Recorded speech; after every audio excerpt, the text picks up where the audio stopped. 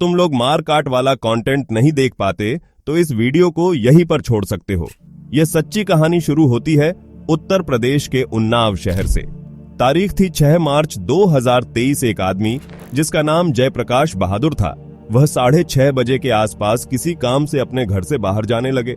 लेकिन जयप्रकाश जी ने शशि सिंह नामक एक औरत को अपने घर में से एक कमरा किराए पर दिया हुआ था और उस वक्त उस कमरे का दरवाजा खुला हुआ था। और जब उन्होंने अंदर झांक कर देखा तो कमरे के अंदर काफी सारा खून फैला हुआ था। जिसके बाद जयप्रकाश जी को शशि सिंह की खून से लथपथ बॉडी जमीन पर पड़ी हुई दिखाई देती है, जिसे देखने के बाद उनके मुंह से जोरदार चीख निकल गई और इसके चलते उनके अपने परिवार वाले और आस पड़ोस के पड़ोसी भी उनके घर पर आ गए।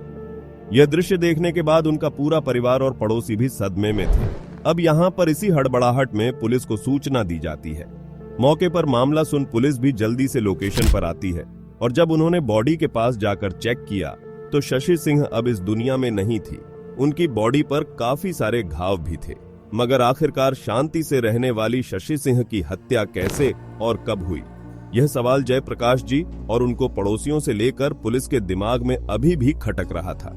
लेकिन इसके बाद शव को कब्जे में लेकर पोस्टमार्टम के लिए भेजा गया और जब पोस्टमार्टम की रिपोर्ट आती है तो पता चलता है कि शशि सिंह का पहले तो गला दबाया गया और फिर किसी धारदार हथियार से एक बार नहीं बल्कि 15 बार उनके ऊपर वार किए गए और ज्यादा खून बहने से उनकी मौत हुई। शशि सिंह हॉस्पिटल में नौकरी किया करती थी, लेकिन उससे भी जब घर का गुजारा नहीं हुआ तो उन्होंने अपने सेविंग्स के लिए पार्ट टाइम शादी बारातों में कैटरिंग का काम करना भी शुरू कर दिया। अब पुलिस शशि सिंह की मौत का खुलासा करने के लिए सबसे पहले तो उनके मकान मालिक जयप्रकाश से ही पूछताछ करती है। इस पूछताछ में जयप्रकाश बताते हैं कि कुछ समय पहले वह हमारे यहाँ किराए पर कमरा ढूंढने आई और हमने उन्हें एक कमरा रेंट पर दे दिया। ये सोचकर कि इस औरत का पति नहीं है और एक बेटी है, कहां पर यह बेचारे धक्के खाएंगे। और दरअसल जयप्रकाश ने यहाँ बताया कि शशि सिंह ने भी शुरुआत में हमें यही बताया कि उनकी सिर्फ एक बेटी है जिसका नाम तनु सिंह उर्फ पूजा है। दरअसल वो लोग उन्नाव में इसी चलते आए क्योंकि उनके कस्बे पुरवा में उसे इतनी अच्छी शिक्षा नहीं मिल पा रही थी। अब आपके दिमाग में एक बात खटक रही होगी कि माँ की डेड बॉडी उसके कमरे से मिली है और बेटी को कोई खबर क्यों नहीं। आखिर इनकी बेटी थी, कहा यही बात पुलिस के दिमाग में भी आई। उसके बाद पुलिस पूजा को ढूंढने लगती है। सबसे पहले तो वह इनके पुराने घर पुरवा में जाते हैं, लेकिन वहां पर पुलिस को पूजा दिखाई नहीं देती। इसके बाद पुलिस को कहीं से लड़की का नंबर मिलता है। इसके बाद वो लोग सर्विलांस टीम की मदद से शहर के इंटर कॉलेज के पास में उसकी लोकेशन को देखते हैं। और आपको बता दें कि अब कैलेंडर में डेट बदल चुकी थी, यानी यह 7 मार्च का दिन है। और पुलिस जब फटाफट से पूजा के पास पहुंचती है तो उस वक्त वह एक लड़के के साथ थी। उस लड़के का नाम था शिवम रावत। अब पुलिस इन दोनों को पूरा मामला बताती है और दोनों को पकड़कर पुलिस स्टेशन कुछ पूछताछ के लिए लेकर आती है, जहां पर वह दोनों ही पुलिस को कुछ घबराए हुए लग रहे थे। पहले तो पुलिस ने उनसे नॉर्मल तरीके से पूछताछ करी, मगर उन्होंने सच नहीं बोला। लेकिन जब पुलिस ने सख्ती से पूछताछ की तो फिर जाकर एक हैरान कर देने वाली कहानी पुलिस और दुनिया के सामने आई। दरअसल पूजा बताती हैं कि उसकी मां ने 3 शादियां की थी। पहले पति से कोई बच्चा नहीं होता है, लेकिन दूसरे पति परशुराम से उन्हें शिवम रावत पैदा होता है। कुछ समय शशि सिंह परशुराम के साथ रहती है, लेकिन कुछ पर्सनल प्रॉब्लम्स की वजह से उन्होंने उसे भी छोड़ दिया। छोड़ने के बाद फिर वह रज्जन सिंह नाम के एक आदमी से शादी करती है, जिसके बाद पूजा का जन्म होता है। यानी कि इस वक्त जो पुलिस स्टेशन में बैठे थे वह दोनों सौतेले भाई बहन थे। यानी कि शशि सिंह को दूसरे पति से शादी कर शिवम रावत पैदा होता है और तीसरे पति से शादी कर पूजा। इसके बाद दोनों पुलिस को बताते हैं कि आज से तकरीबन 2.5 साल पहले शशि सिंह अपने दोनों बच्चों के साथ एकदम हंसी खुशी अपना जीवन व्यतीत कर रही थी। लेकिन इसी बीच पूजा और शिवम इन दोनों को एक दूसरे से अट्रैक्शन हो जाती है, जिसके बाद यह दोनों एक दूसरे के इतने करीब आ जाते हैं कि दोनों सौतेले भाई बहन एक दूसरे के साथ संबंध बनाने लगते हैं। हालांकि ये दोनों एक ही मां के पेट से पैदा हुए थे, लेकिन एक दूसरे को दिल दे बैठते हैं। यहाँ तक कि शशि सिंह ने भी अपनी बेटी और बेटे को एक बार आपत्तिजनक स्थिति में देख लिया था, जिसके बाद उन्होंने दोनों को समझाने की कोशिश करी कि समाज इस रिश्ते को किसी भी कीमत पर स्वीकार नहीं करेगा, इसलिए तुम दोनों अगर एक दूसरे से दूर रहोगे तो ज्यादा बेहतर रहेगा।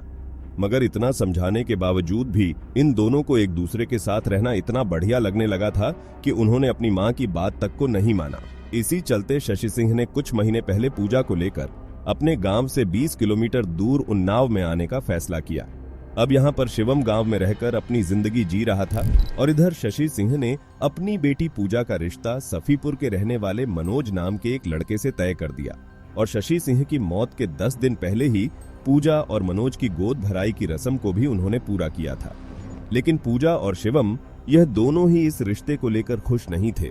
वह दोनों एक दूसरे को बहुत चाहते थे और शादी भी करना चाहते थे। इसलिए इन दोनों ने मिलकर एक फैसला किया कि क्यों ना मां को ही इस रास्ते से हटा दिया जाए और फिर वह दोनों बिना किसी बाधा से एक दूसरे से शादी कर सकते हैं। इसलिए 5 मार्च की रात को शिवम अपनी मां से मिलने के बहाने उनके घर पर आता है और कहता है कि आपने पूजा की शादी तय कर बहुत बढ़िया किया, अब मेरा उससे कोई मतलब नहीं है, उसे अपनी जिंदगी जीने दो। और साथ में शिवम कहता है कि अब बहन तो यहाँ से चली जाएगी, माँ क्या मैं आपके साथ रह सकता हूँ? अब औलाद चाहे कैसी भी हो, लेकिन एक माँ अपने बच्चे पर इतना जुल्म तो नहीं कर सकती ना। लेकिन यहाँ पर शशि सिंह की एक बहुत ही अजीब आदत थी कि वह मीट और शराब पीने की लती थी। यानी उन्हें कभी कभार दारू पीना पसंद आता था। इसलिए 5 तारीख को भी शिवम अपनी मां के लिए मीट और शराब लेकर आया था। इसके बाद शिवम ने अपनी मां को ढेर सारी शराब पिलाई और मीट खिलाया।